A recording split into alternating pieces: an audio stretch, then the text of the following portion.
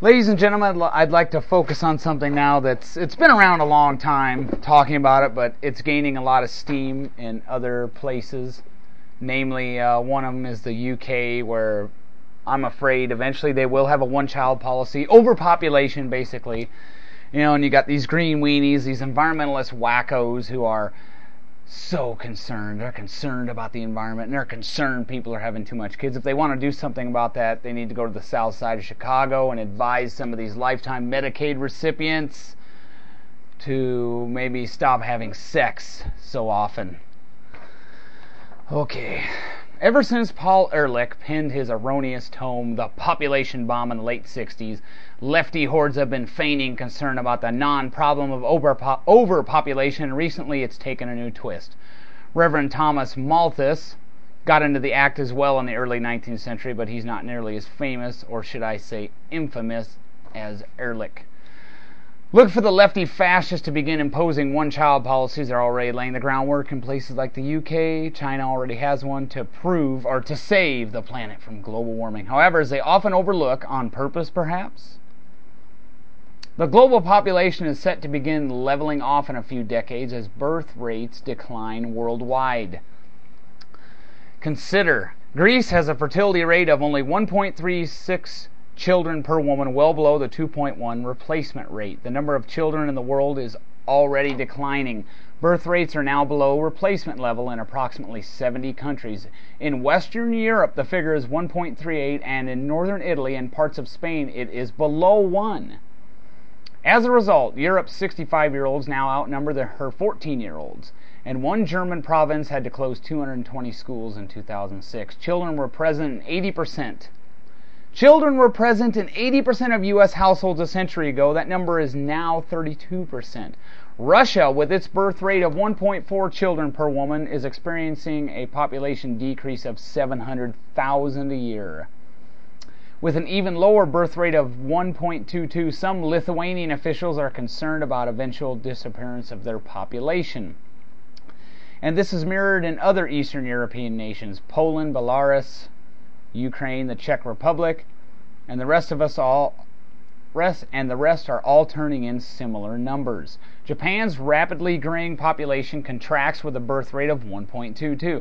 South Koreans may have far more reason to bring children into the world than Kim Jong-il's captives, but their 1.2 still can't match the latter's 2.0. And Hong Kong, not to be outdone, but perhaps soon undone, comes in second to last in the world with a birth rate of 1 even. Only Macau ranks lower. Even more surprisingly, the developing world is now following our lead. For example, Uruguay, Kazakhstan, and Algeria have birth rates of, respectively, 1.94, 1.88, and 1.82. And while millions of illegal aliens stream across our sieve-like southern border, believe it or not, even Mexico's birth rate is plummeting. As professional demographers have been telling us since the 70s, the whole world is poised to experience what's called a demographic winter. Canada is in the same boat. This article I linked to was talking about how they aren't going to be able to pay their health care costs, but it dovetails with this. In 1956, the proportion of the Canadian population that was under 20 years of age was 39.4%. while the proportion of those over 65 was 7.7%. So we have 39.4 versus 7.7. By 2007, the percentage of the population under 20 years old had decreased to 23.7%, while the ratio of those over 65 had increased to 13.4%. Statistics Canada predicts that by 2040, those under 20 will account for 17.2% of the total population, while those 65 and over will account for 26.5%. Brazil, Costa Rica, and Chile are also reporting much lower fertility rates than in decades past. Even the United Nations is predicting that world population will begin to level off and may even shrink by the end of the century. So these it's part of the global warming environmentalist wacko agenda.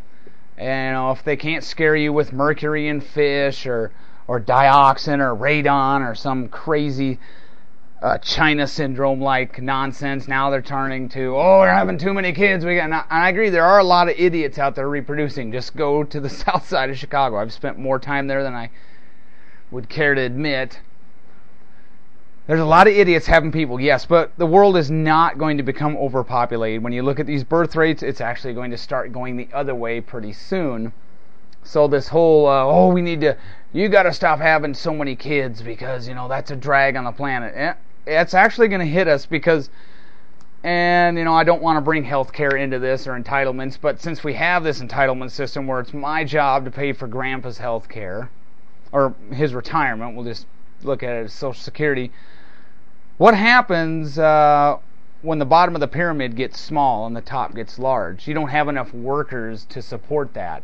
And depopulation is going to make that an even bigger problem. So the next time you have some idiot come up to you and start spouting Paul Ehrlich type talking points about the world being overcrowded and world population, you can just give him this, or again, all the relevant links to be on the right side, or you could just laugh at him. No need to take him seriously because, excuse me, it is going to go the other way. The birth rates of many, many nations are telling us that we are not going to have an overpopulation problem on Earth. Case closed.